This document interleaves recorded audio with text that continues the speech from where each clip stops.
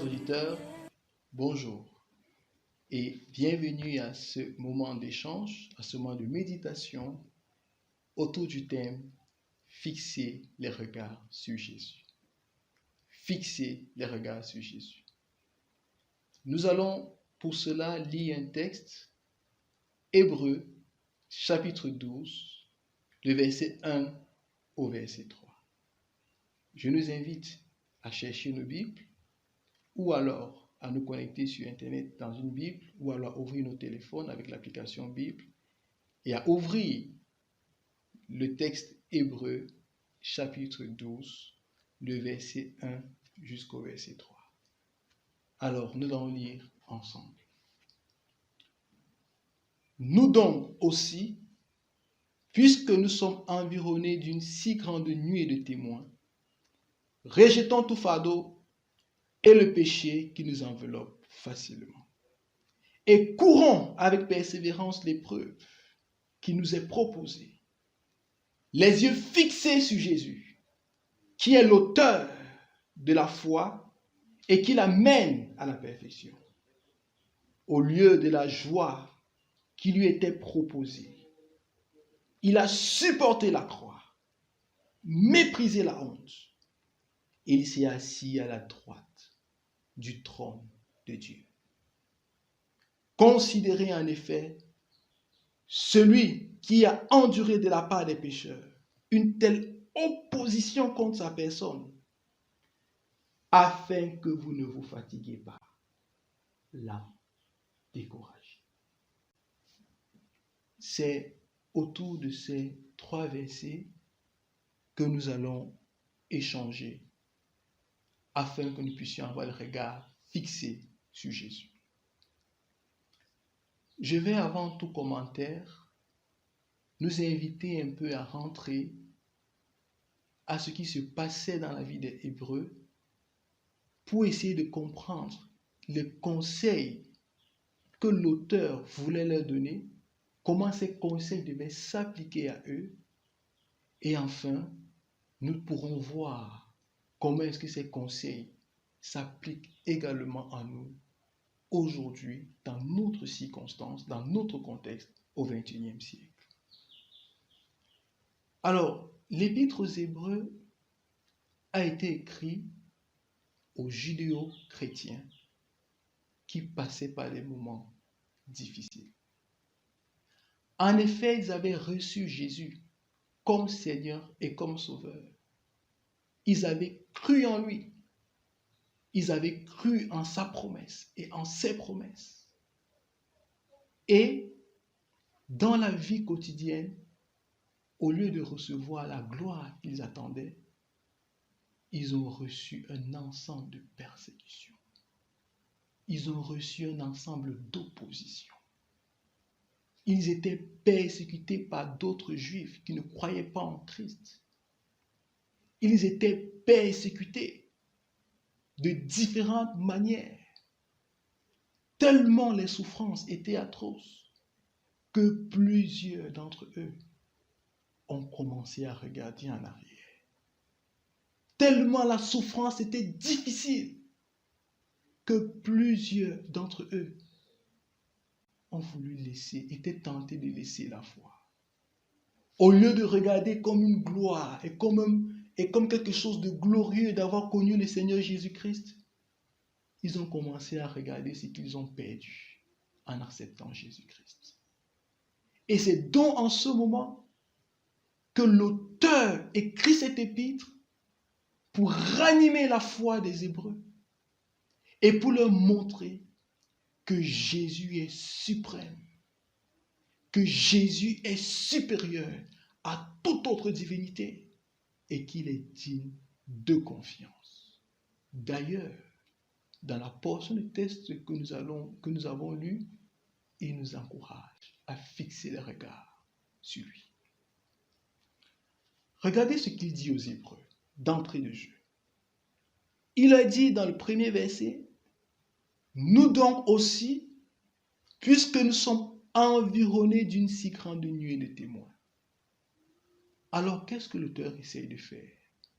Si vous lisez le chapitre 11 d'Hébreux, vous allez vous rendre compte que l'auteur a déroulé un ensemble d'héros de la foi.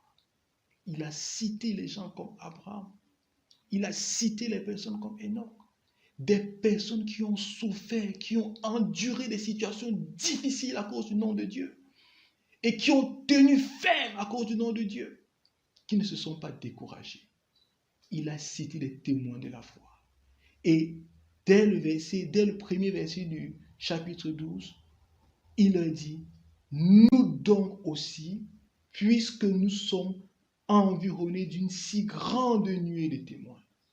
Alors l'intérêt de l'auteur est d'encourager l'auditoire à persévérer en sachant qu'ils ne sont pas les seuls qui souffrent à cause de la foi et du nom de Dieu.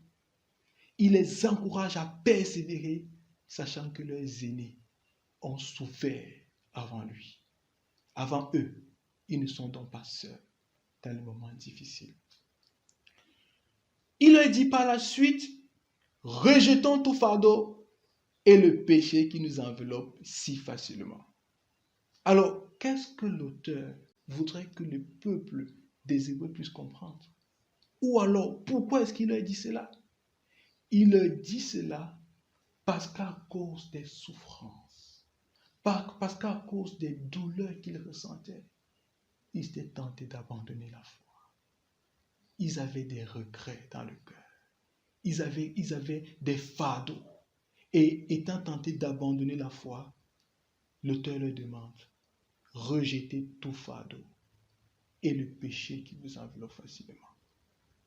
Les Hébreux, étant tentés de pécher, l'auteur les met en garde de ne pas pécher. En effet, le péché est un venin mortel qui devait empêcher aux Hébreux d'avoir le regard fixé sur Jésus.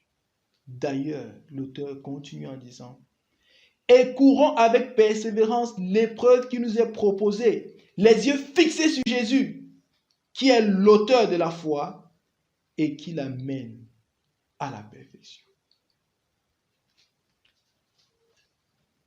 L'auteur voudrait que les Hébreux puissent comprendre qu'en acceptant Jésus, ils n'ont absolument rien perdu. Aussi longtemps qu'ils vont regarder à Jésus, aussi longtemps qu'ils vont progresser dans la connaissance de Jésus, cela leur permettra de redoubler l'effort, de redoubler d'ardeur face aux épreuves et aux difficultés par lesquelles ils sont en train de passer. Alors, quand il allait au verset 3, il a dit, considérez en effet celui qui a enduré de la part des pécheurs une telle opposition contre sa personne, afin que vous ne vous fatiguez pas l'âme découragée. L'auteur montre ici aux Hébreux que Jésus est digne de confiance. Jésus peut les comprendre dans l'épreuve. Pourquoi? Parce que lui aussi, il a été prouvé. Lui aussi, il a subi des oppositions contre sa personne de la part des pécheurs. Lui aussi, il a souffert. Et parce qu'il a souffert, il peut les comprendre dans la souffrance. Ils ont des modèles humains de souffrance, mais ils ont aussi un modèle divin de souffrance qui est Jésus. Ainsi, ils doivent persévérer et tenir ferme pendant les moments d'épreuve. Alors, pour nous aujourd'hui, du XXIe siècle, quelles leçons pouvons-nous tirer? Est-ce que nous aujourd'hui, nous sommes dans des souffrances? Et est-ce que nous pouvons tirer des leçons de ce passage que nous devons appliquer? Lorsque nous posons la question de savoir est-ce que nous sommes dans les souffrances, la réponse est évidente. Nous n'avons qu'à regarder les médias autour de nous. Le monde tout en entier s'est levé pour lutter contre une grippe. Le nombre de morts que nous avons autour de nous, que ce soit dans le monde entier, que ce soit dans les continents, dans presque tous les continents du monde sont touchés. Dans le monde entier, les morts, plusieurs pays sont en deuil. Et nous ressentons une certaine souffrance. Nous ressentons même une certaine peur, une grande peur. Nous ressentons de l'effroi en se disant, et si ça nous arrivait? Alors, ce matin, ce passage nous encourage à avoir le regard fixé sur Jésus. Au milieu de ces difficultés, au milieu de ce combat que le monde tout entier est en train de mener contre le coronavirus, la Bible nous encourage à combattre en ayant le regard fixé sur Jésus. Mais permettez-nous de mettre de l'emphase sur une condition qui a été donnée ici. Il dit, rejetons tout fardeau et le péché qui nous enveloppe si facilement. En ce moment de souffrance, vers qui te tournes-tu? Est-ce que je te tourne vers l'alcool? Est-ce que je te tourne vers les plaisirs et vers les passions pour faire du déni, pour ne pas regarder ce qui est en train de se passer dans le monde? Si tu te tournes vers ces choses, arrête de te tourner vers ces choses.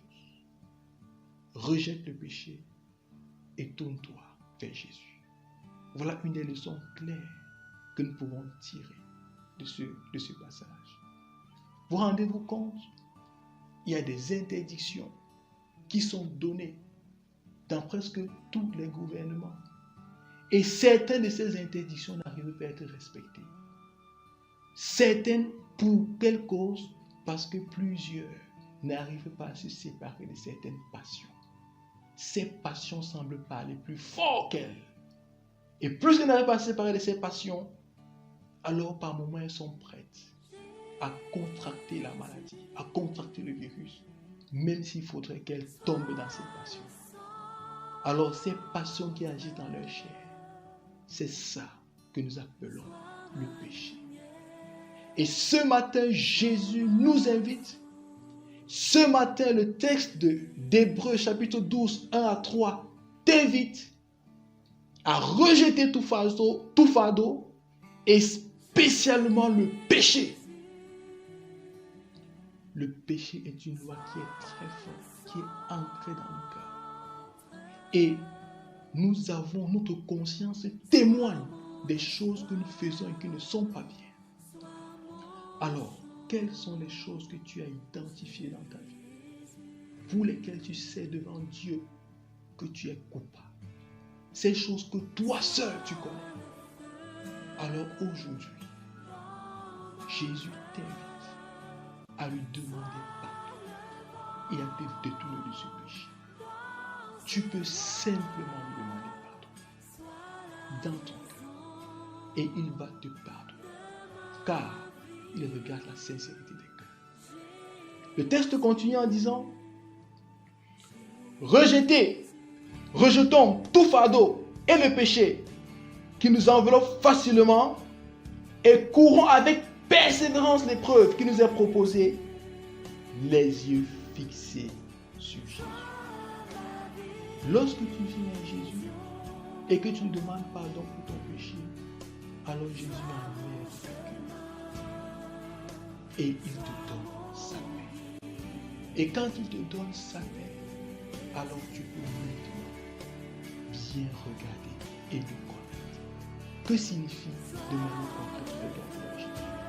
Regarder à Jésus pour nous signifie que nous devons nous approfondir dans la connaissance de qui est Jésus, au travers de la lecture de la Bible, au travers de la prière.